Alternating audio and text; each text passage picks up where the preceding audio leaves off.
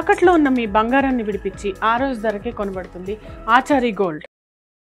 రాష్ట్రంలోని medical కాలేజీలను private పరం చేయడాన్ని వైఎస్ జగన్మోహన్ రెడ్డి తీవ్రంగా తప్పుపట్టారు. ఈ మేరకు ట్వీట్ చేశారు. ట్వీట్ లో సుదీర్ఘంగా వివిధ అంశాలపైన ప్రస్తావించారు. చంద్రబాబు గారు అనుకున్నంత పని చేశారు. ప్రభుత్వం నిర్మించినటువంటి మెడికల్ కళాశాలను ప్రైవేట్ పరం చేయడానికి కేబినెట్ లో నిర్ణయాలు తీసుకున్నారు. మీ వాళ్లకు దోచి పెట్టడానికి, కమిషన్ల కోసం, స్కాముల కోసం ప్రభుత్వ సంపదను, ప్రజల సంపదను ప్రైవేట్ పరం చేయడానికి నిర్ణయం తీసుకున్నారు. అనుకున్నంత పని చేశారు. ప్రజల ఆస్తులు దోచుకుంటారనే ఇంతవరకు మీకు పేరుండేది. కానీ ఇప్పుడు ఈ విషయంతో చరిత్రహీనుడిగా మిగిలిపోతారు. వైఎస్ఆర్సీపీ హయాంలో 17 మెడికల్ కళాశాలను ఏర్పాటుకు శ్రీకారం చుట్టాము. 1923 నుంచి 2019 వరకు రాష్ట్రంలో ఉన్నది కేవలం 12 మెడికల్ కళాశాలలు. పద్మావతి అటానమస్ మెడికల్ కాలేజ్ తో కలుపుకుంటే వైఎస్ఆర్సీపీ అధికారంలోకి వచ్చిన తర్వాత 17 మెడికల్ కళాశాలల నిర్మాణానికి శ్రీకారం చుట్టాము. వాటిలో దాదాపు 5 పూర్తయ్యాయి. క్లాసులు కూడా ప్రారంభమయ్యాయి. అధికారం కోల్పోయిన తర్వాత తెలుగుదేశం కూటమి అధికారంలోకి వచ్చిన తర్వాత మరొక కాలేజీలో అడ్మిషన్లు జరిగాయి. కానీ వాటిని పూర్తి చేయకుండా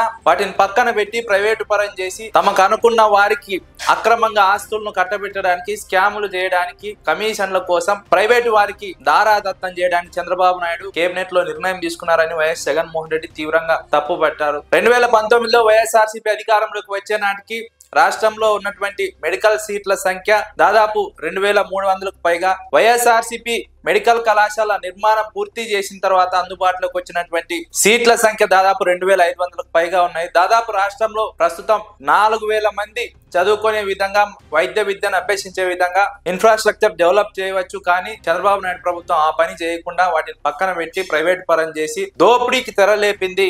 రాష్ట్ర ప్రజల వైద్యాన్ని భారంగా మార్చడానికి, వైద్య విద్యార్థులకు చదువు అందకుండా చేయడానికి చంద్రబాబు నాయుడు కూటమి ప్రభుత్వం ఈ విధమైనటువంటి వ్యవహారాన్ని తెరలేపిందని వైఎస్ జగన్మోహన్ రెడ్డి తీవ్రంగా విమర్శించారు.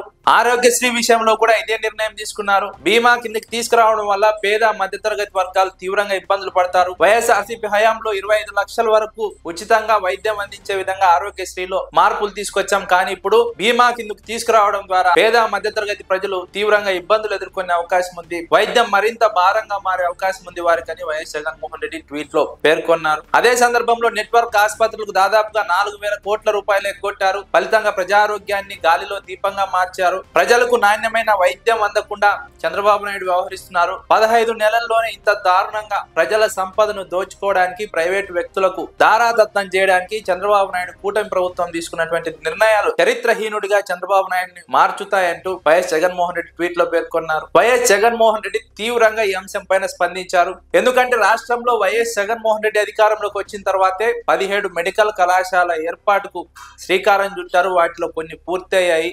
తెలుగుదేశం కూటమి ప్రభుత్వం చిత్తశుద్ధితో వ్యవహరించింటే ఇంకా కొన్ని పూర్తి అయ్యేవి. రాష్ట్రంలో అధునాతనమైనటువంటి వైద్య సదుపాయాలు పేద ప్రజలకు అందుబాటులోకి వచ్చేవి. తక్కువ ఖర్చులోనే పేద విద్యార్థులు, మధ్యతరగతి విద్యార్థులు వైద్య విద్యను అభ్యసించే విధంగా మెడికల్ కళాశాలలో అవకాశం ఉండేది. కానీ చంద్రబాబు నాయుడు తీసుకున్నటువంటి ఈ నిర్ణయం ఒకవైపు వైద్య విద్యార్థులను, మరోవైపు పేద మధ్యతరగతి ప్రజలను తీవ్రంగా దెబ్బ కొట్టబోతోంది. వారి జీవితాల్లో తీవ్రమైనటువంటి ప్రభావం చూపబోతుందని వైఎస్ జగన్మోహన్ రెడ్డి ఆవేదన వ్యక్తం చేశారు. వైఎస్ఆర్సీపీ అంశాన్ని తీవ్రంగా పరిగణిస్తోంది. దశల వారీగా ఈ అంశంపై పోరాటానికి సిద్ధమవుతోంది.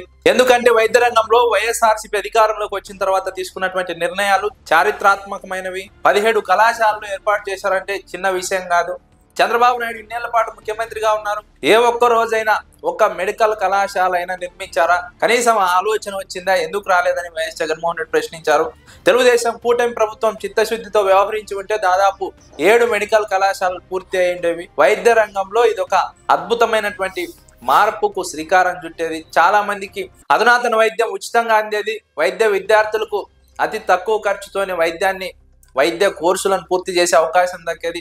అలాంటి అవకాశాలు వారికి దక్కకుండా తమ స్కాముల కోసం, తమ వాళ్ళ కోసం, కమిషన్ల కోసం ఈ విధంగా చంద్రబాబు నాయుడు ప్రభుత్వం వైద్య కళాశాలను ప్రైవేట్ వ్యక్తులకు దారాదత్తం చేస్తున్నట్టు వైఎస్ జగన్మోహన్ రెడ్డి తీవ్రంగా స్పందించారు. ఈ అంశంపై వైఎస్ఆర్సీపీ దశల వారి పోరాటానికి సిద్ధమవుతోంది. దీనికి తోడు వైఎస్ఆర్సీపీ నేతలు అధికారంలోకి వచ్చిన తర్వాత ప్రైవేట్ వ్యక్తులకు ఇచ్చిన మెడికల్ కళాశాలలన్నీ వెనక్కి తీసుకుంటామని ప్రకటించడం రాష్ట్ర రాజకీయాల్లో సంచలనంగా మారింది. మీరు బంగారం తాకట్టు పెట్టి ఆ బంగారం డబ్బులు కట్టలేక ఇబ్బంది పడుతున్నారా? ఆచారి గోల్డ్ వాళ్ళు మీ బంగారం కొని మీ లోన్ తీర్చి మిగిలిన డబ్బులు మీకు ఇచ్చేస్తారు. ఇంకెందుకు ఆలస్యం? ఆచారి గోల్డ్ ఈ నెంబర్స్కి కాల్ చేయండి.